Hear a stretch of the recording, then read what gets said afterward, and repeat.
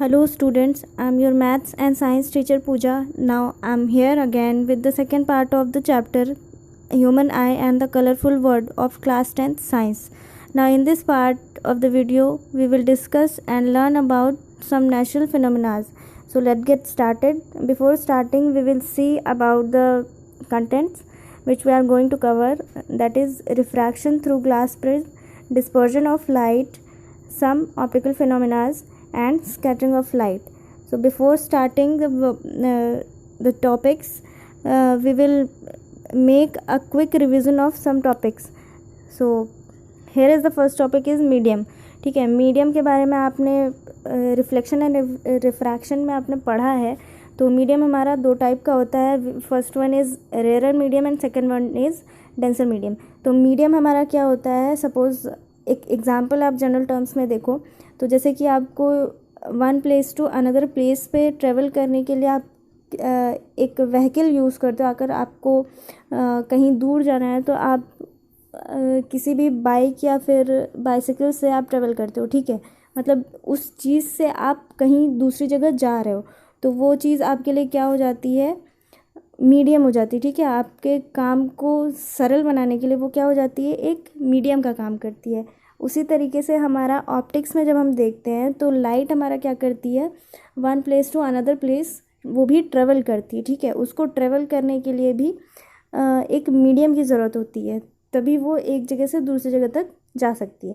ठीक है, तो यहाँ पे हम देखेंगे कि लाइट को जो ट्रेवल करने के लिए जिस चीज़ की ज़रूरत पड़ती है वही उसके लिए क्या होता है, मीडियम होता है. ठीक है, मीडियम तो हमारा ये हो गया. अब लाइट के लिए मीडियम हमारा क्या क्या होता है, फर्स्ट एयर हो सकता है, ग्लास हो सकता है, एट्सेट्रा. ऑयल हो सकता है और मेटल्स हो सकती हैं जिससे कि लाइट पास कर सकती है. तो हालांकि मेटल्स जो होती है उससे लाइट हमारी ट्रेवल तो नहीं करती है, हाँ उसमें रिफ्लेक्ट करती है. ठीक है, तो यहाँ पे हम रेयरर और डेंसर मीडियम देखते हैं. तो रेयरर को हम लाइटर मीडियम भी बोलते हैं और डेंसर मीन्स होता है कि जो हमारा थिक मीडियम होता है जिसकी डेंसिटी हमारी क्या होती है, ज़्यादा होती है.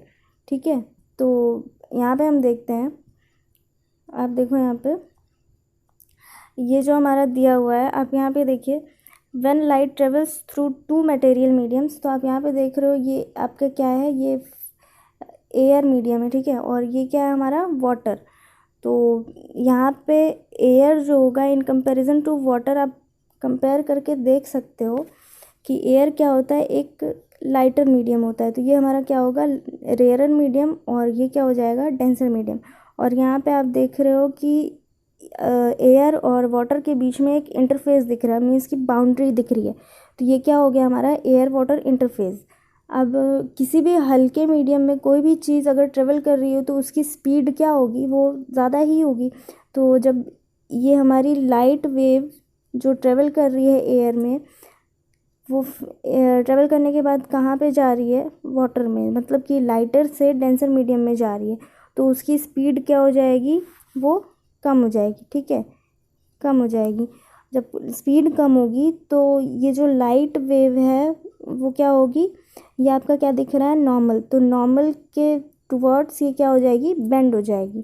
ठीक है, तो यही हमारा, इसी चीज़ को हमें यूज़ करना है कि ये जो लाइट वेव हमारी ट्रेवल करती है, अगर वो रेयर मीडियम में है तो उसकी स्पीड ज़्यादा होगी और डेंसर मीडियम में है तो उसकी स्पीड कम हो जाएगी. ठीक है, अभी इस फिनोमेना को हम आगे की तरफ देखते हैं. इसमें दो केसेस होते हैं, तो उन दो केसेस को हम देखते हैं. एंगल ऑफ रिफ्रैक्शन, हाँ इसको एंगल ऑफ रिफ्रैक्शन यूज़ करते हैं इसमें. तो जैसे आप देख रहे हो ये फर्स्ट मीडियम है आपका इसमें, और ये क्या है हमारा, सेकंड मीडियम. ठीक है, तो इसमें जो फर्स्ट मीडियम है वो हमारा क्या है, एयर है, और सेकंड मीडियम इज़ ग्लास ले सकते हो आप या एयर ले सकते हो, जो कि हमारा क्या है, ग्लास ले सकते हो या वाटर ले सकते हो, जो कि हमारा एयर से डेंसर होता है. ठीक है, तो फर्स्ट कंडीशन हमारी क्या है, when travelling a light wave from a less dense medium to a more dense medium, means कि वो रेयर मीडियम से जब डेंसर मीडियम में जाती है तो उसमें क्या होता है कि वो नॉर्मल की तरफ झुक जाती है. वो जो लाइट रे होती है वो हमारी नॉर्मल की तरफ बेंड होती है. ठीक है, तो यहाँ पे आप देख रहे हो कि इसमें क्या है, ये नॉर्मल से क्या है, ये वाली वेव दूर है, ठीक है। और यहाँ पे जैसे ही इसका मीडियम डेंस होता है, मतलब थिक होने लगता है, तो ये क्या होती है, नॉर्मल की तरफ झुक जाती है, ठीक। अब सेकंड केस हमारा क्या है कि इसमें आप देखो, अब हम यहाँ से रिवर्स कंडीशन देखते हैं। तो ये हमारा क्या है, ये फर्स्ट मीडियम हो जाएगा और ये हमारा क्या हो जाएगा, सेकंड मीडियम। तो यहाँ पे ये डेंसर मीडियम से जब रेयरर में जाती है वेव हमारी, मतलब कि डेंस से लाइटर मीडियम में जाती है। डेंस मीडियम में हमारी जो लाइट की इंटेंसिटी होगी या स्पीड होगी वो कम होगी, ऑब्वियस सी बात है, अभी मैंने बताया। और फिर उसके बाद जब ये लाइटर मीडियम में ट्रेवल करेगी या एंटर करेगी तो उसकी जो स्पीड होगी वो ज़्यादा हो जाएगी। तो ये जो लाइट वेव है हमारी नॉर्मल से दूर हो जाएगी, ठीक है, अवे फ्रॉम द नॉर्मल हो जाएगी ये, ठीक है। फिर उसके बाद हमारा जो नेक्स्ट टॉपिक आता है, here is our first topic, that is refraction through glass prism, ठीक है। तो इसको हम देखते हैं। तो इसमें रिफ्रैक्शन हम ग्लास प्रिज्म से देखने से पहले हम जान लेते हैं कि व्हाट इज़ प्रिज्म, ठीक है। प्रिज्म आपने देखा है, ये एक ट्रायंगुलर शेप का होता है, ठीक है। और ये ग्लास का एक ट्रांसपेरेंट मीडियम होता है जो कि लाइट को ट्रेवल करने के लिए एक मीडियम की तरह यूज़ किया जाता है, ठीक है। ग्लास एक हमारा लाइट के ट्रेवल करने के लिए मीडियम होता है, अभी मैंने बताया। तो प्रिज्म के बारे में देखते हैं। तो it is a piece of glass और any transparent material medium bounded by 2 triangular surfaces and 3 rectangular surfaces. तो जो हमारा प्रिज्म होता है उसमें 2 ट्रायंगुलर सर्फेसेज होती हैं, ठीक है। और यहाँ पे 3 हमारी रेक्टेंगुलर सर्फेसेज होती हैं। यहाँ पे इसमें 2 ट्रायंगुलर सर्फेसेज होती हैं और 3 रेक्टेंगुलर सर्फेसेज होती हैं। तो प्रिज्म हमारा कुछ ऐसा दिखाई देता है ट्रायंगुलर शेप का। जब हम इसको प्रिज्म को बनाते हैं या फिर ड्रॉ करें तो यहाँ पे हमारा प्रिज्म कुछ ऐसा दिखाई देता है, ठीक है। यहाँ पे भी देख रहे हो कि ये प्रिज्म है। तो इससे हमें क्या स्टडी करना है, इससे कि रिफ्रैक्शन थ्रू प्रिज्म। तो the rectangular surfaces are called refracting surfaces. तो इसमें जो हमारा प्रिज्म में 3 रेक्टेंगुलर सर्फेसेज होती हैं, ये जो 3 रेक्टेंगुलर सर्फेसेज आपको लिखी हुई दिख रही हैं, तो ये कौन सी सर्फेसेज कहलाती है, हमारी रिफ्रैक्टिंग सर्फेसेज। रिफ्रैक्टिंग सर्फेसेज वो होती हैं जिनसे हमारा रिफ्रैक्शन अकर होता है, ठीक है।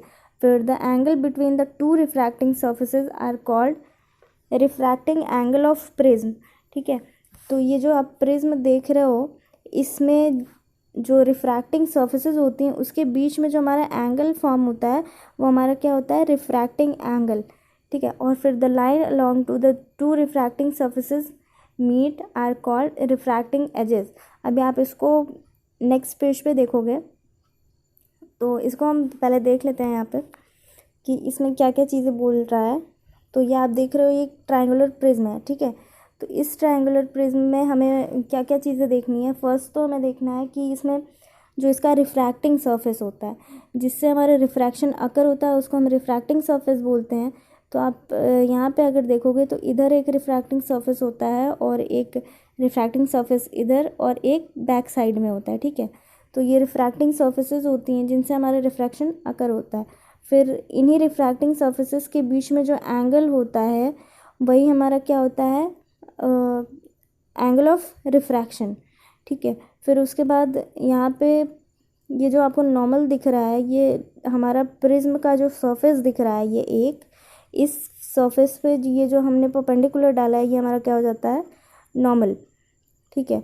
और उसके बाद क्या था हमारा, any section of prism which is perpendicular to the refracting edges is called principal section of edge. जो प्रिंसिपल सेक्शन होगा हमारा, कोई भी एक रिफ्रैक्टिंग एज हम ले लेते हैं तो उसके कोई भी सेक्शन हम लेते हैं तो वो हमारा क्या हो जाता है, प्रिंसिपल एज बन जाता है, ठीक है। और रिफ्रैक्टिंग एज अभी आपने देखा, ठीक, जिस एज से हमारा क्या होता है, रिफ्रैक्शन अगर होता है वही हमारा रिफ्रैक्टिंग एज होता है। तो रिफ्रैक्शन थ्रू ग्लास प्रिज्म, तो यहाँ पे हम देख रहे हैं कि क्या हो रहा है। जब आपने ये देखा था कि रिफ्रैक्शन में कोई भी एक इंसिडेंट रे होती थी, जो भी रे हम इंसिडेंट कराते थे वो क्या होती थी, आफ्टर रिफ्रैक्शन वो रिफ्रैक्ट हो जाती थी। ठीक है, बिल्कुल वैसा ही हमारा क्या होता है, प्रिज्म में होता है। तो प्रिज्म में हम जब देखते हैं तो ये क्या हो गया, इधर की तरफ हमारा क्या दिख रहा है, ये कुछ भी नहीं है, मीन्स कि हमारा कौन सा मीडियम है, एयर। ये क्या हो गया हमारा, ग्लास। अब यहाँ पे आप देखो तो ये आपको एक एयर ग्लास इंटरफेस दिख रहा है। ठीक है, तो यहाँ से हम क्या करेंगे, एक रे को इंसिडेंट कराएंगे, तो यहाँ जाके ये क्या हो रही है, रिफ्रैक्ट हो रही है, तो यहाँ पे हम इसको बोलेंगे incident ray and then refracted रे। ठीक है, ये तो हो गया। फिर उसके बाद इसमें क्या हो रहा है, आप यहाँ देखो, ये एक और इंटरफेस आ जाता है और ये हमारा फिर से क्या हो जाता है, एयर आ जाती है। तो ये रिफ्रैक्टेड रे हो गई हमारी। फिर उसके बाद जब ये बाहर की तरफ निकल रही तो इसको हम बोलेंगे इमर्जेंट रे। अब इसको इमर्जेंट रे इसलिए बोलते हैं क्योंकि इसका दूसरी बार जब हम रिफ्रैक्शन करा रहे हैं तो ये जो रे बाहर आ रही है इसको हम इमर्जेंट रे बोलेंगे। ठीक है, अब यहाँ पे ये हमारा क्या हो गया, ये नॉर्मल 1 हो गया और ये नॉर्मल 2। तो यहाँ पे इंसिडेंट रे और नॉर्मल के बीच में जो एंगल बनता है उसको हम एंगल ऑफ इंसिडेंस बोलते हैं, दैट इज़ आई। और यहाँ रिफ्रैक्टेड रे और नॉर्मल के बीच में जो एंगल है वो दैट इज़ आर। और नॉर्मल और इमर्जेंट रे के बीच में जो एंगल बनता है उसे हम स्मॉल ई से रिप्रेजेंट करते हैं। ठीक, फिर उसके बाद हम यहाँ पे देख रहे हैं, ये जो आपको डी दिखाई दे रहा है ये क्या है हमारा, ये है डेविएशन। क्या होता है ये, डेविएशन। डेविएशन मीन्स होता है कि कोई भी रे अगर अपने पाथ से डेविएट हो जाती है, मतलब कि डाइवर्ज हो जाती है, तो उसको हम क्या बोलते हैं, डेविएशन। जैसे कि आप यहाँ पे देख रहे हो ये रे क्या हो रही है, यहाँ इसका क्या हो रहा है, रिफ्रैक्शन हो रहा है, तो ये इस पाथ पे रिफ्रैक्ट हो जा रही है। जब हम इसको आगे की तरफ एक्सटेंड करेंगे तो ये बाहर की तरफ निकल रही है, तो यही इसका क्या हो जाएगा, डेविएटेड रे।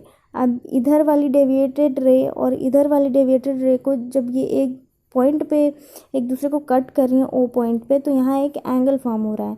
ठीक है, उसी को हम क्या बोलते हैं, एंगल ऑफ डेविएशन। ठीक है, ये क्या हो गया हमारा, angle of deviation, small D. फिर नेक्स्ट टॉपिक है हमारा, इसी के साथ हम देखते हैं refraction through a glass slab. Prism से तो हमने देख लिया, अब हम ग्लास स्लैब से देखते हैं। तो ग्लास स्लैब आप देख रहे हो, ये रेक्टेंगुलर ग्लास स्लैब है। इसके ऊपर हमारा फर्स्ट मीडियम है एयर, फिर सेकंड हमारा क्या हो जाएगा, ये ग्लास वाला, और फिर थर्ड मीडियम हमारा क्या हो रहा है, फिर से एयर आ रहा है। ठीक है, और ये हमारा क्या हो गया, ये नॉर्मल हो गया हमारा। यहाँ पे हमारे पास कितने नॉर्मल्स हैं, एक नॉर्मल ये हो गया और दूसरा नॉर्मल ये हो गया, ग्लास और एयर के बीच में। फिर यहाँ पे आप देखो, यहाँ पे जब हम रिफ्रैक्शन कराएंगे तो क्या होगा, यहाँ से एक इंसिडेंट रे जब आप इंसिडेंट करा रहे हो इस नॉर्मल पे, तो ये एयर में है, फिर ये क्या हो गया, इसका air water interface. Air water interface पे रिफ्रैक्ट होने के बाद ये कौन से मीडियम में जाती है, डेंसर मीडियम में, दैट इज़ ग्लास। तो ग्लास में जाने के बाद ये इसकी स्पीड एयर में ज़्यादा है तो ग्लास में आके क्या हो जाएगी, कम हो जाएगी। जब कम होगी तो ये रे हमारी नॉर्मल की तरफ बेंड करेगी इस डायरेक्शन में। ठीक है, ये देखिए आप यहाँ पे क्या हो रही है, ये बेंड हो रही है। बेंड होने के बाद ये इस मीडियम से फिर से बाहर की तरफ आएगी। तो बाहर की तरफ हमारा कौन सा मीडियम है, air, that is lighter medium in comparison to glass. तो जब इसके अंदर ये रे क्या है, नॉर्मल की तरफ झुकी हुई है, तो जब हम इसको बाहर की तरफ रिफ्रैक्ट कराएंगे तो ये क्या हो जाएगी, नॉर्मल से दूर चली जाएगी, मतलब कि अवे फ्रॉम द नॉर्मल हो जाएगी। ठीक है, तो ये हमारा क्या हो गया, इसमें 2 बार हमारा रिफ्रैक्शन हुआ, डबल रिफ्रैक्शन। लेकिन इसको हम डबल रिफ्रैक्शन ना कह के हम इसको कौन सी रे बोलते हैं, इमर्जेंट रे। ठीक है, तो यही हमारा क्या था, refraction through a glass slab. और यहाँ पे हमारा क्या है, ये I1 जो है ये हमारा इंसिडेंट एंगल है।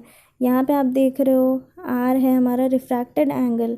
फिर उसके बाद यहाँ पे I2 है। यहाँ पे I2 इसलिए है क्योंकि यहाँ पे ये जो रे है दोबारा से इंसिडेंट हो रही है, इस वजह से इसको हम I2 एंगल ले रहे हैं, ठीक है। फिर यहाँ पे बाहर आके आप देखते हो तो ये क्या हो जाएगा हमारा small E, that is angle of emergence, ठीक है। इमर्जेंट रे और नॉर्मल के बीच में जो एंगल बन रहा है उसको हम इमर्जेंट एंगल बोलेंगे, ठीक है।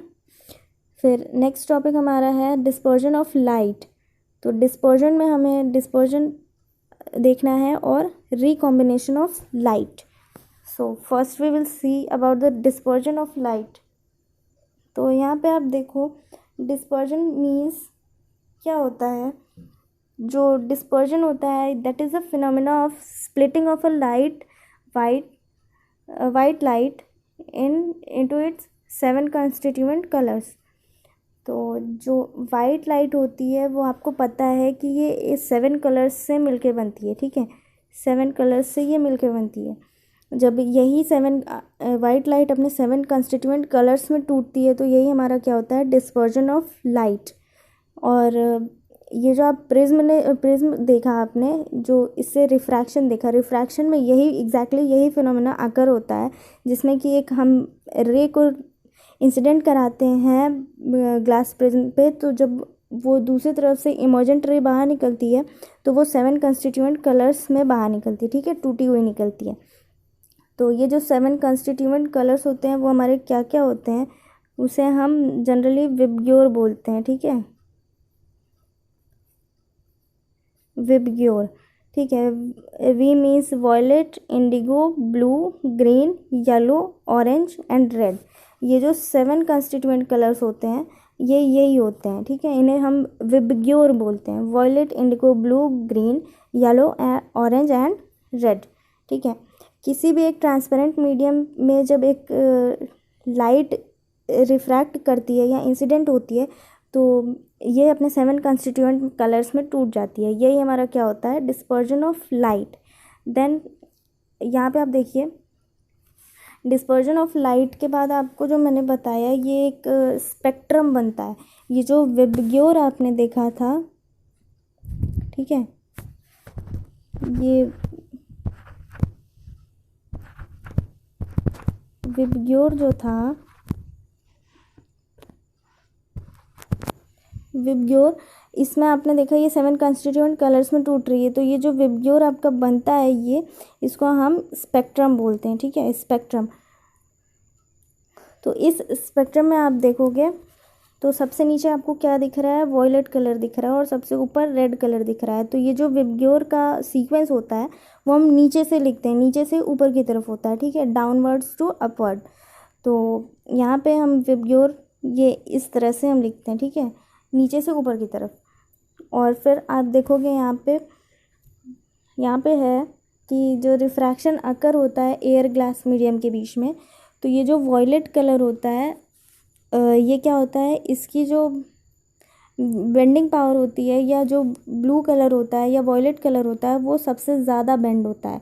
सबसे ज़्यादा बेंड होने के कारण ये क्या होता है सबसे ज़्यादा स्कैटर भी होता है, मतलब कि बहुत ज़्यादा फैलता है। आपने देखा होगा रेनबो में जो आपको ये पूरे 7 कलर्स नहीं दिखाई देते, कुछ ही कलर्स आपको दिखाई देते हैं जैसे कि येलो, ग्रीन एंड रेड, ठीक है। तो ये आपको ब्लू और वॉयलेट कलर नहीं दिखाई देता, क्यों? क्योंकि इसका जो डिस्पर्जन होता है, मतलब कि इसकी जो स्कैटरिंग होती है ये बहुत ज़्यादा होती है, इस वजह से ये हमें दिखाई नहीं देता है, ठीक है। उसके बाद हम देखते हैं ये आप देखो यहाँ पे लाइट डिस्पर्जन एंड स्पेक्ट्रम। तो स्पेक्ट्रम मैंने बताया कि ये जो 7 कंस्टिट्यूएंट कलर्स निकलते हैं यही हमारा क्या होता है, जो ये बैंड बनता है इस तरह से, यही हमारा क्या होता है स्पेक्ट्रम होता है।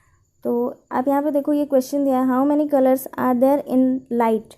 तो ये जो वाइट लाइट होती है इसमें कितने कंस्टिट्यूएंट कलर्स होते हैं, अभी मैंने बताया कितने होते हैं 7, ठीक है। फिर उसके बाद how possible is it to split white light into different colours. अब यहाँ पे ये क्वेश्चन कर रहा है कि ये जो वाइट लाइट है ये कैसे पॉसिबल है कि ये अपने कंस्टिट्यूएंट कलर्स में टूट जाती है। तो ये बहुत सिंपल है, अभी बताया कि ये कैसे डिस्पर्ज होती है अपने वाइट लाइट जो है कंस्टिट्यूएंट कलर्स में। तो इसका जब हम रिफ्रैक्शन कराते हैं, refraction through a glass prism या किसी ट्रांसपेरेंट मटेरियल मीडियम से, तो ये क्या होती है 7 कंस्टिट्यूएंट कलर्स में डिवाइड हो जाती है। तो यहाँ पे देखो आप ये जब आपको ये क्वेश्चन आएगा तो आप थ्योरी के साथ ये डायग्राम भी इसमें ड्रॉ करोगे और इसके बारे में भी मेंशन करोगे। ठीक है, तो यहाँ पे ये क्या है, वाइट लाइट है, ये ग्लास प्रिज्म है आपका। जब यहाँ पे रिफ्रैक्शन हो रहा है तो यहाँ जब एक होगा रिफ्रैक्शन तो क्या होगा, ये फर्स्टली हमारा क्या होगा, ये स्क्रीन जब हम यहाँ पे स्क्रीन पे ऑब्टेन करेंगे ये 7 कलर, तो फर्स्ट कलर हमारा क्या आएगा, रेड। देन उसके बाद जब बेंडिंग होगी वो हमारी ऑरेंज की होगी, फिर उसके बाद ऐसे ही करके हमारे 7 कलर्स पूरे इस पे हम ऑब्टेन कर लेते हैं एक स्क्रीन पे। जब हम इसको स्क्रीन पे ऑब्टेन करते हैं तो ये हमें पूरा एक स्पेक्ट्रम मिलता है जिसे हम बोलते हैं विबग्योर। विबग्योर का सीक्वेंस अभी मैंने बताया कि नीचे से हम ऊपर की तरफ इसको लिखते हैं। ठीक है, violet, blue, green, yellow, orange and red. तो अब आप यहाँ पे देखो, ये जो वॉयलेट कलर है ये सबसे ज़्यादा स्कैटर होता है। ठीक है, तो इसकी जो स्कैटरिंग होती है ये सबसे ज़्यादा किसकी होती है, हमारा ब्लू की होती है। जो ब्लू कलर होता है या वॉयलेट कलर होता है वो हमारा क्या होता है, सबसे ज़्यादा स्कैटर होता है। और सबसे कम जो स्कैटर होता है, मतलब सबसे कम जो कलर फैलता है वो क्या होता है, हमारा रेड होता है। तभी आप देखो जो डेंजर का साइन होता है वो क्या होता है, रेड कलर का ही क्यों होता है, उसे हम ब्लू कलर का या फिर येलो कलर का क्यों नहीं बनाते हैं, क्योंकि जो रेड कलर होता है अगर हमारा डे टाइम में या नाइट टाइम में या जो फॉगी एरिया होता है जहाँ पे वाइट लाइट हमें इजीली नहीं दिखाई देती है या फिर कोई भी लाइट नहीं दिखाई देती है, तो वहाँ पे हम रेड कलर ही डेंजर का यूज़ करते हैं। क्योंकि इसकी जो वेवलेंथ होती है, वेवलेंथ आपने एक टर्म सुना होगा, प्रीवियस चैप्टर्स में भी आपने देखा है, जैसे कि साउंड में, तो वेवलेंथ आपने पढ़ा है। ठीक है, तो रेड कलर की जो वेवलेंथ होती है वो बहुत ज़्यादा होती है, इसी वजह से हम जो डेंजर का साइन यूज़ करते हैं वो रेड कलर का यूज़ करते हैं, और इसकी स्कैटरिंग भी क्या होती है, कम होती है। ठीक है, फिर उसके बाद हम देखते हैं रिकॉम्बिनेशन। अभी तो हमने डिस्पर्जन देखा, उसके बाद हम देखते हैं रिकॉम्बिनेशन। आप यहाँ पे देख रहे हो, यहाँ पे हम 2 प्रिज्म हैं। ठीक है, ये फर्स्ट प्रिज्म और ये सेकंड प्रिज्म। तो यहाँ पे फर्स्ट प्रिज्म आप देखो ये सीधा रखा हुआ है, तो इतना फिनोमेना तो आपने देखा यहाँ तक का कि जो स्क्रीन पे हमने स्पेक्ट्रम ऑब्टेन किया। अब इसी स्पेक्ट्रम के आगे हम एक और प्रिज्म लगा देते हैं जो कि इसका रिवर्स्ड होता है, रिवर्स्ड कंडीशन में हम उसको रखते हैं। ठीक है, उसका बेस हम ऊपर कर देते हैं और उसका एरोहेड नीचे की तरफ कर देते हैं। फिर इसके बाद जब इसका दोबारा से हम रिफ्रैक्शन कराते हैं तो इसमें क्या होता है, देखो आप यहाँ से जब इसका स्पेक्ट्रम इसके अंदर की तरफ रिफ्रैक्ट हो रहा है तो जब ये एक लाइट बीम बाहर निकलती है वो किस कलर की हो जाती है, वाइट कलर की। ठीक है, तो यही हमारा क्या होता है, रिकॉम्बिनेशन। मतलब कि जब हम एक बार रिफ्रैक्शन कराने के बाद जब हम दोबारा हम उसका रिफ्रैक्शन कराते हैं तो हमें क्या ऑब्टेन होता है, एक वाइट लाइट फिर से ऑब्टेन हो जाती है। ठीक है, तो ये जो हमारा डिस्पर्जन और रिकॉम्बिनेशन का जो फिनोमेना था इसको सबसे पहले न्यूटन ने डिस्कवर किया था। तो ये डिस्पर्जन का फिनोमेना न्यूटन ने डिस्कवर किया था। उन्होंने ये प्रिज्म से इसका जब रिफ्रैक्शन कराया, जो ये स्पेक्ट्रम मिला ये न्यूटन ने डिस्कवर किया, और उसके बाद उन्होंने सोचा कि जब ये रे रिफ्रैक्ट होके वाइट लाइट जब ये रिफ्रैक्ट होके 7 कलर्स में बन रही है तो क्यों ना इन 7 कलर्स को अगर हम फिर से एक कंबाइन कर दें उसको, तो क्या एक वाइट लाइट मिलती है, हमें मिलनी चाहिए। तो जब उन्होंने इसको रिवर्स कंडीशन में रखा तो उन्होंने देखा कि एक वाइट लाइट उन्हें मिल रही है स्क्रीन पे, तो इस फिनोमेना का नाम हो गया रिकॉम्बिनेशन। तो यहाँ पे यही चीज़ है। फिर उसके बाद हम देखते हैं नेक्स्ट टॉपिक हमारा। अब इसमें है कि अभी जो मैंने बताया कि रेनबो कैसे फॉर्म होता है, हाउ इज़ रेनबो फॉर्म्ड। तो rainbow is an example of dispersion means क्या होता है, अभी बताया, जो कि वाइट लाइट होती है वो 7 कलर्स में टूटती है, तो वही हमारा डिस्पर्जन है। तो सेम फिनोमेना हमारा स्पेक्ट्रम के फॉर्म होने में भी यूज़ होता है। ठीक, और जो हमारा रेनबो होता है आपने देखा है कि बारिश के बाद ही जो हमारा रेनबो फॉर्म होता है तभी होता है। तो ऐसा क्यों होता है, आपने कभी सोचा है? तो चलिए इसको देखते हैं। आपने देखा होगा कि हमारा जो एटमॉस्फेयर होता है, इसमें जब बारिश होती है तो बारिश के बाद जो हमारा एटमॉस्फेयर है वो एक गैसेस का लेयर होता है, ठीक है। इस लेयर पे जो वाटर ड्रॉपलेट्स होती हैं, कुछ छोटी छोटी ड्रॉपलेट्स क्या होती हैं, रह जाती हैं, ठीक है। मतलब कि इस सरफेस पे कुछ छोटी ड्रॉपलेट्स हमारी बची रह जाती हैं, ठीक है। जो और फिर उसके बाद सन की जो वाइट लाइट है या रेज है, इस हमारी वाटर ड्रॉपलेट्स पे जब पड़ती हैं तो आप देखते हो कि वाटर ड्रॉपलेट जो होती है वो ट्रांसपेरेंट होती है, ठीक है। जब उस पर आप वाइट लाइट डालोगे या फिर जो सन से वाइट लाइट आ रही है इन वाटर ड्रॉपलेट्स पे, तो वो क्या होती है, उस एक ये वाटर ड्रॉपलेट सपोज करो आप, ये है, इसके अंदर क्या हो रहा है, ये वाइट लाइट पड़ रही है। तो ये वाइट लाइट क्या होती है, जब इससे टकराती है तो ये क्या होती है, इसमें से ये रिफ्रैक्ट हो जाती है, ठीक है। जैसे कि आप प्रिज्म में देखते हो कि इसमें से वाइट लाइट क्या हो रही है, डिस्पर्ज हो रही है, रिफ्रैक्ट होकर डिस्पर्ज हो जा रही है। तो बिल्कुल वैसे ही फिनोमेना, सेम फिनोमेना इसमें भी अकर होता है कि वाटर ड्रॉपलेट्स से जो वाइट लाइट है वो डिस्पर्ज होने के बाद 7 कंस्टिट्यूएंट कलर्स में टूटती है। तो इसीलिए हमें क्या होता है, रेनबो फॉर्म होता हुआ दिखाई देता है, ठीक है। अब यहाँ पे एक वाटर ड्रॉपलेट्स तो नहीं होती हैं, कई सारी वाटर ड्रॉपलेट्स होती हैं। जब इनमें से 7 कंस्टिट्यूएंट कलर्स में टूटती है वाइट लाइट, तो ये कंबाइंड होके पूरा एक रेनबो फॉर्म करते हैं, ठीक है। तो आप यहाँ पे इस डायग्राम में भी देखो, जो चीज़ मैंने बताया बिल्कुल वही चीज़ है, ठीक है। तो यहाँ पे आप देखिए, ये जो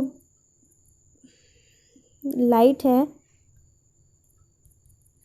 इसमें क्या हो रहा है, यहाँ से सन दिख रहा है आपको, ये सन की रेज जब ये वाटर ड्रॉपलेट पे पड़ रही है तो इसके अंदर इसका क्या हो रहा है, रिफ्रैक्शन हो रहा है।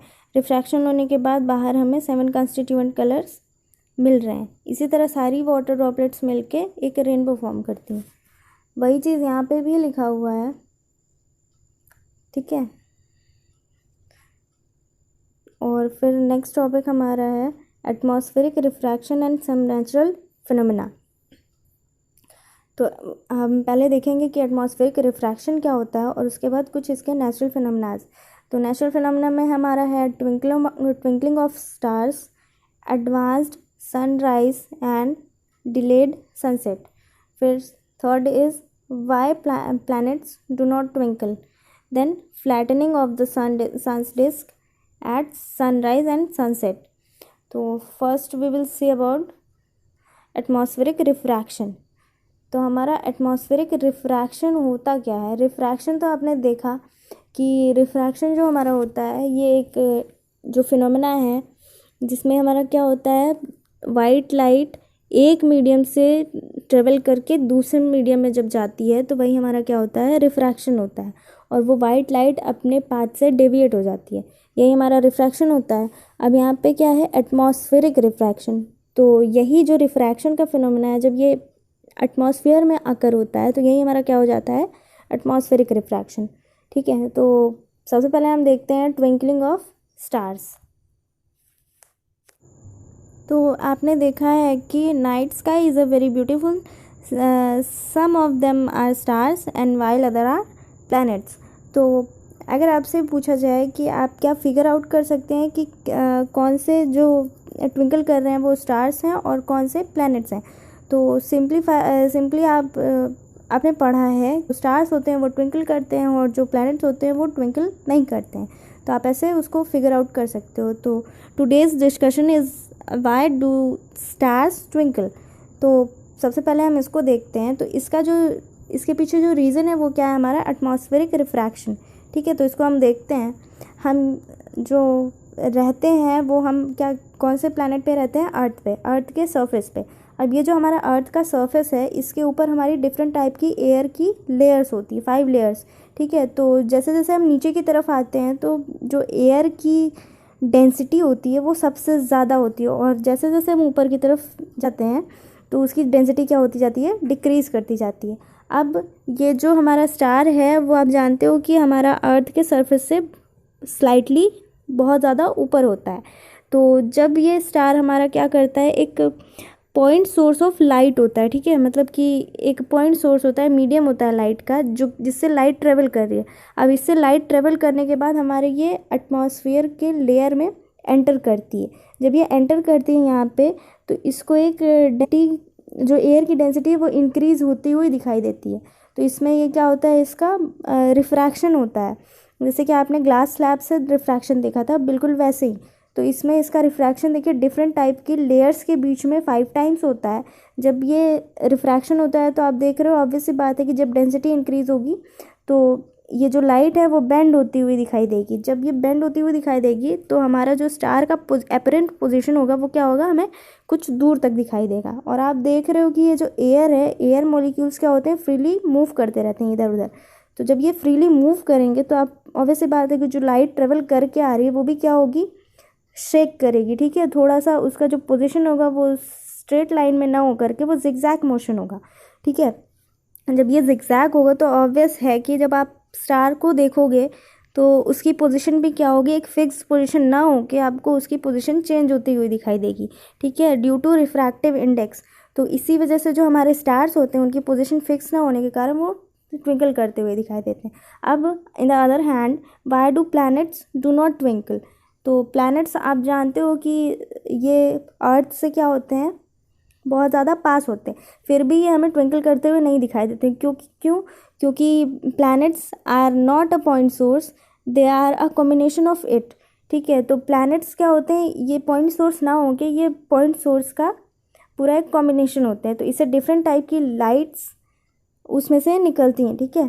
तो जिससे कि कुछ जैसे रिफ्रैक्शन उसमें हुआ था तो बिल्कुल सेम वैसे ही होता है इसमें एटमॉस्फेयर में। जैसे ही ये लाइट एंटर करती है तो ये भी क्या होती है, इसका भी डिफरेंट बार रिफ्रैक्शन होता है। बट ये जो पॉइंट सोर्सेज हैं एक साथ कंबाइन होके इस लाइट को क्या करते हैं, एक स्ट्रेट लाइन में बना देते हैं, जिससे कि हमारे जो प्लैनेट्स होते हैं इनका एक कांस्टेंट लाइट होता है, जिससे हमारा ये ट्विंकल करते हुए नहीं दिखाई देते हैं और इनकी पोजीशन में भी कोई चेंज नहीं होता है। इसी वजह से ये प्लैनेट्स ट्विंकल करते हुए नहीं दिखाई देते हैं, ठीक है।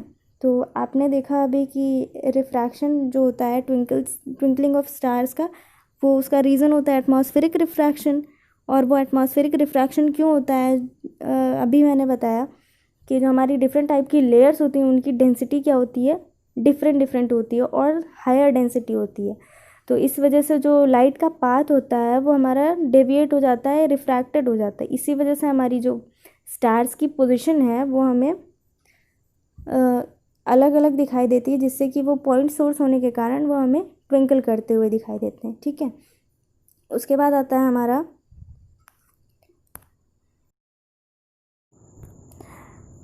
now this is very interesting, you get to see the sunrise before the sun actually rises or sun actually sets, ठीक है।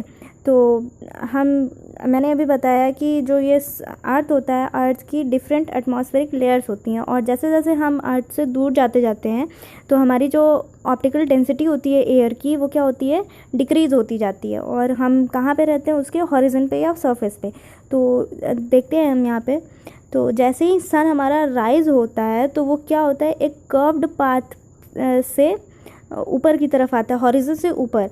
तो ये कर्व्ड पाथ जब से ट्रेवल करती है जो सनलाइट, वो क्यों करती है, क्योंकि जो हमारी डिफरेंट टाइप की एटमॉस्फेरिक लेयर्स हैं उसकी डेंसिटी क्या है, डिक्रीज़ होती जाती है और इसमें डिफरेंट टाइप का एटमॉस्फेरिक रिफ्रैक्शन होता है। ड्यू टू एटमॉस्फेरिक रिफ्रैक्शन इसका ये जो पाथ होता है वो कर्व्ड पाथ होता है।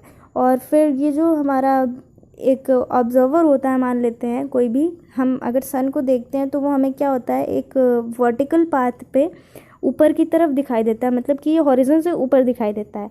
सो दैट्स वाई हमारा जो सन होता है वो हमें 2 मिनट्स बिफोर द सनराइज़ हमें ये दिखाई देता है, ठीक है, ड्यू टू एटमॉस्फेरिक रिफ्रैक्शन। और यही फिनोमेना हमारा सनसेट में भी यूज़ होता है कि हमें 2 मिनट पहले ये जो सन होता है वो सेट होता हुआ दिखाई देता है, ठीक है। तो ये भी एक हमारा एटमॉस्फेरिक रिफ्रैक्शन का फिनोमेना ही है। Topic is apparent flattening of the sun's disc at sunrise and sunset. तो इससे पहले जो प्रीवियस वीडियो आपने देखा उसमें भी आपने यही देखा कि डिफरेंट एटमॉस्फेरिक लेयर के कारण जो हमें सन है वो 2 मिनट पहले राइज होता हुआ दिखाई देता है और 2 मिनट पहले वो सेट होता हुआ भी हमें दिखाई देता है ड्यू टू एटमॉस्फेरिक रिफ्रैक्शन। तो ये जो सन है वो हमें नीचे से फ्लैट जो उसकी डिस्क है वो भी ड्यू टू एटमॉस्फेरिक रिफ्रैक्शन हमें फ्लैट दिखाई देती है। आप यहाँ पे देख रहे हो कि एक ऑब्जर्वर है, उसका जो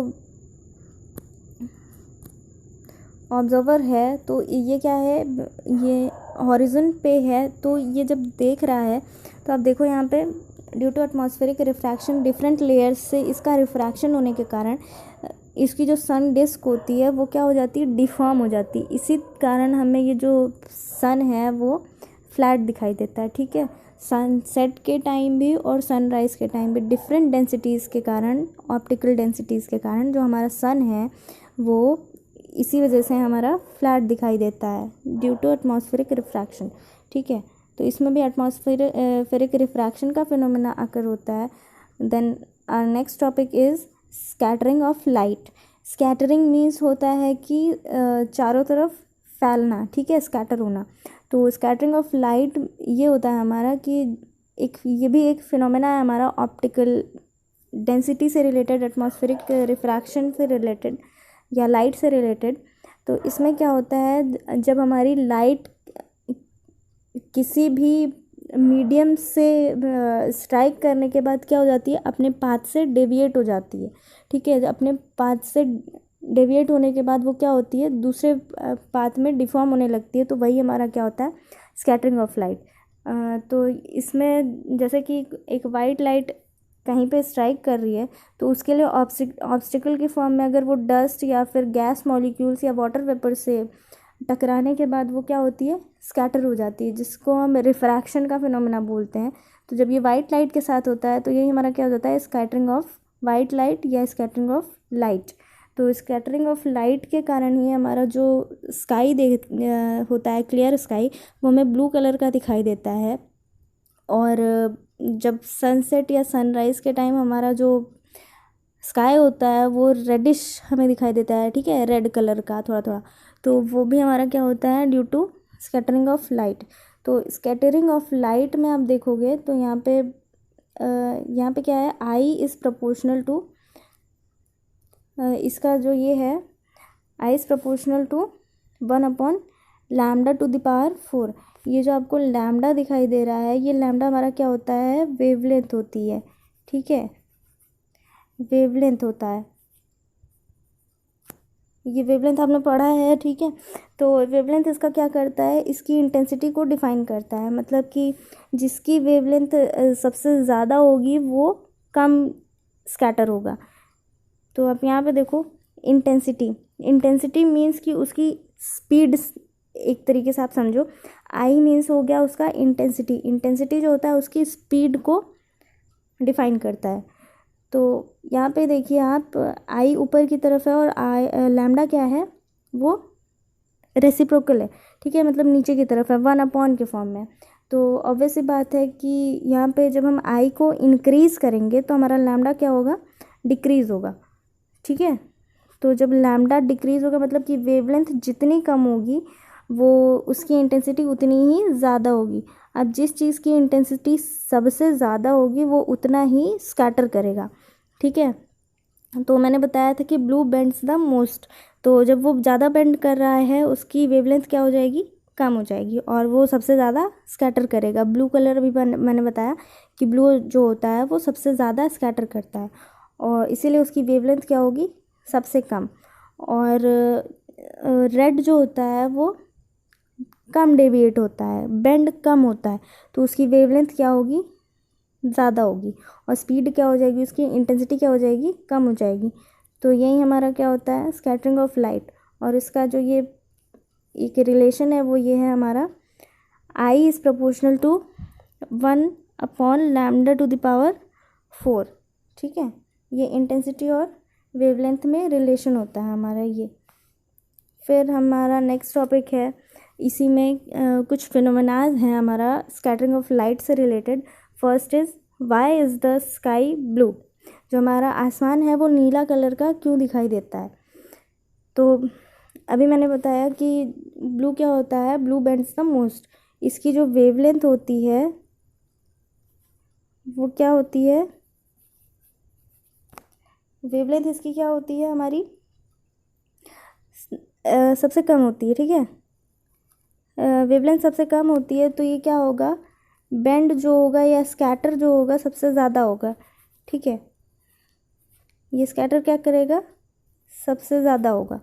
तो इसी वजह से एक तो ये due to scattering of light या ड्यू टू लेस वेवलेंथ ये सबसे ज़्यादा स्कैटर होता है ब्लू कलर। इसी वजह से एटमॉस्फेयर में हमारा जो कलर है स्काई का वो ब्लू कलर का होता है।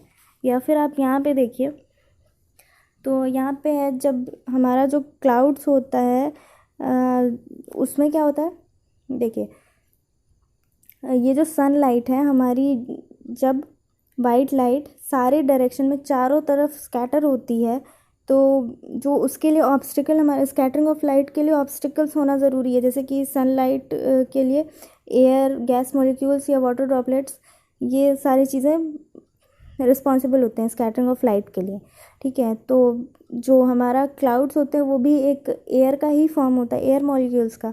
तो जब सन की रेज़ हमारी क्लाउड्स पे पड़ती है तो वो क्या करते हैं, इसको चारों तरफ स्कैटर कर देते हैं, ठीक है। तो जब ये स्कैटर करते हैं तो इसमें रिफ्रैक्शन का फिनोमेना आकर हो रहा है। तो रिफ्रैक्शन में आपको पता है कि ये 7 कंस्टिट्यूएंट कलर्स में लाइट टूटती है। तो 7 कंस्टिट्यूएंट कलर्स में टूटने के बाद जिसका वेवलेंथ सबसे कम होता है, मतलब कि जो कलर सबसे नीचे होता है वही हमारा क्या होता है, सबसे ज़्यादा स्कैटर होता है। तो ब्लू कलर इसीलिए हमारा क्या होता है, चारों डायरेक्शन में सबसे ज़्यादा स्कैटर होता है। इसी वजह से हमारा जो स्काई होता है वो हमारा क्या होता है, ब्लू कलर का होता है। और यहाँ पे आप देखो इसमें बी वाले में, इसी में समझते हैं हम कि why is the colour of clouds white. तो जो हमारा बादल होते हैं वो ब्लू वाइट कलर के ही क्यों होते हैं, ठीक है। तो हम इसको देखते हैं।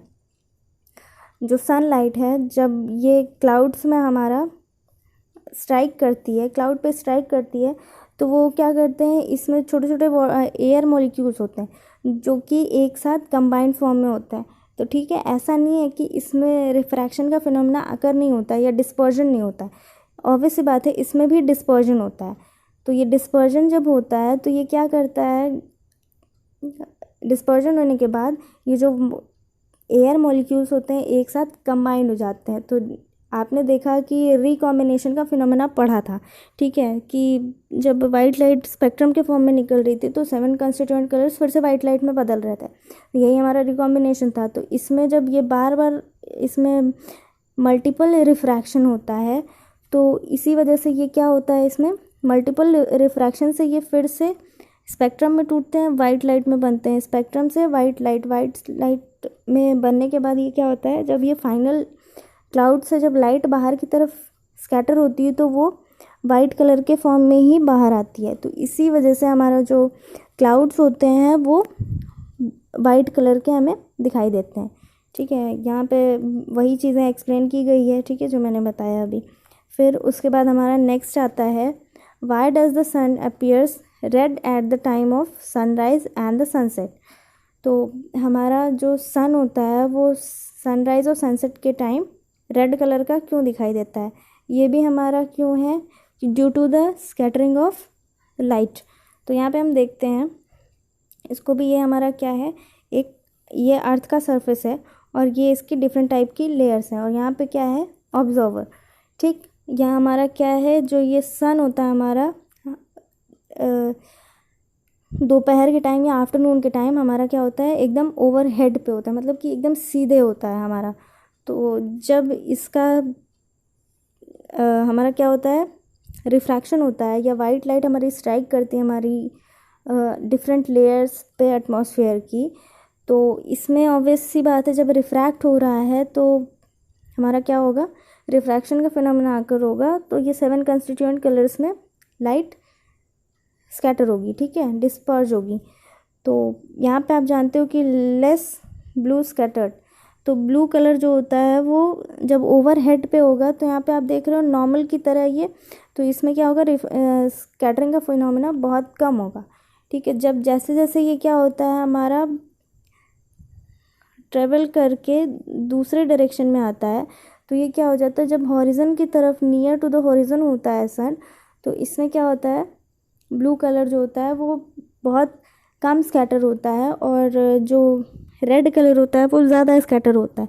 इसी वजह से हमारा क्या होता है, सनराइज़ और सनसेट के टाइम जो रेड कलर है वो ज़्यादा स्कैटर होने की वजह से हमें जो स्काई है वो रेड कलर का दिखाई देता है, due to scattering of light.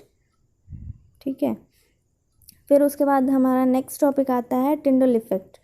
तो टिंडल इफ़ेक्ट भी हमारा स्कैटरिंग ऑफ लाइट से रिलेटेड होता है, और इसको आपने प्रीवियस क्लास में केमिस्ट्री में भी इसको पढ़ा है। ठीक है, तो टिंडल इफ़ेक्ट दैट इज़ नथिंग, इसमें केवल ये है कि आपने सॉल्यूशन के बारे में पढ़ा है कि सॉल्यूशन जो होते हैं, suspension, colloidal solution and true solution आपने देखा है। तो पहले हम इसको डायग्राम से क्लेरिफाई करते हैं।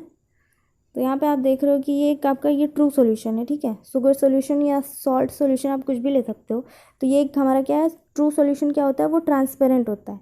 तो अगर आप ट्रांसपेरेंट वाटर से भी अगर वाइट लाइट या लेज़र लाइट को पास करते हो, तो आप देखोगे कि ये जो वाटर इंटरफेस है इसमें आपको कोई भी लाइट की रे या लाइट की बीम नहीं दिखाई देगी।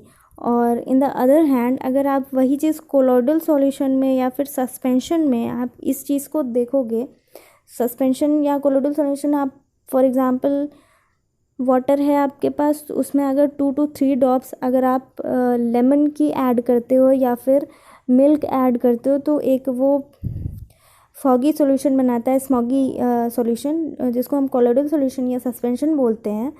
तो उसमें अगर हम वाइट लाइट की रे को क्या करते हैं, ट्रेवल कराते हैं, तो आप देख सकते हो कि इस सॉल्यूशन में ये हमारा क्या है, वाइट बीम हमें दिखाई दे रही है, कोई भी बीम लाइट की वो हमें पास होती हुई दिखाई दे रही है। तो यही हमारा क्या होता है, टिंडल इफ़ेक्ट होता है। ठीक है, तो the Tyndall effect is the scattering of light by particles in a colloidal और सस्पेंशन। तो हमने देखा कि वाइट लाइट जो होता है वो एयर के पार्टिकल्स से हमने देखा, और गैस के पार्टिकल्स से देखा कि एक मीडियम की जो ज़रूरत होती है वो वाइट लाइट को ट्रेवल करने के लिए होती है। अब उसी वाइट लाइट को या फिर किसी लाइट को हम विजिबल तरीके से कैसे देख सकते हैं कि वो एक स्ट्रेट लाइन में ट्रेवल कर रही है, तो उसको हम टिंडल इफ़ेक्ट से देख सकते हैं। तो इसको हम कैसे देख सकते हैं, कोलॉइडल सॉल्यूशन या सस्पेंशन से। ठीक है, स्कैटरिंग ऑफ वाइट लाइट। तो यही चीज़ हमारा यहाँ पे what is the Tyndall effect दिया है। तो यह है, the Tyndall effect is the phenomena in which the particle in a colloidal scatter the beam of light that are directed at the them. ठीक है, वही चीज़ है कि टिंडल इफ़ेक्ट एक फिनोमेना होता है जिसमें कि जो वाइट लाइट है या फिर कोई भी रेड कलर की लाइट है वो हमारा क्या होता है, एक कोलॉइडल सॉल्यूशन में वो क्या होती है, स्कैटर होती है, मतलब कि उसमें हमें वो स्कैटर होती हुई दिखाई देती है, जबकि वो ट्रू सॉल्यूशन या वाटर में हमें नहीं दिखाई देता है। ठीक है, फिर उसके बाद हमारा ये टिंडल इफ़ेक्ट का डायग्राम है। उसके बाद हम अगर कुछ अदर एग्जांपल्स देखते हैं टिंडल इफ़ेक्ट के, तो आपने देखा है कि जब बहुत ज़्यादा फॉग होता है तो जो वेसल्स होते हैं उसमें हम येलो लाइट का यूज़ करते हैं। क्यों? क्योंकि जो हमारा एक फॉग होता है वो भी क्या होता है, एक कोलॉइड होता है। ठीक है, हम उसको कोलॉइड की तरह देखते हैं। एटमॉस्फेयर में जो फॉग होता है हमारा वो क्या होता है, उसमें एयर पार्टिकल्स भी होते हैं और वाटर पार्टिकल्स भी होते हैं। जब दोनों मिलते हैं तो हमारा क्या होता है, फॉग बनता है। ठीक है, जो फॉग होता है वो पूरे एटमॉस्फेयर में एक स्मोकी सा लेयर कवर करता है, जिसपे हम अगर हम येलो लाइट को उस पर हम स्ट्राइक कराते हैं तो आप देखोगे कि वो जो येलो लाइट होती है फॉग में वो ज़्यादा तेज़ तरीके से, मतलब कि ज़्यादा दूर तक वो स्कैटर हो सकती है। ठीक है, इसी वजह से हम येलो लाइट का यूज़ करते हैं। फिर उसके बाद है हमारा जो सन की जो रेज़ होती हैं वो हमारा एटमॉस्फेयर पर जो आती हैं वो भी हमारा क्या होता है, टिंडल इफ़ेक्ट का एग्जाम्पल होता है। ठीक है, तो ये जो नेक्स्ट टॉपिक्स हैं आप इसको कवर करिए और इसके जो क्वेश्चंस वगैरह हैं सॉल्व करते हैं उसको। तो in this video that's all, so thanks for your attention and thanks for watching.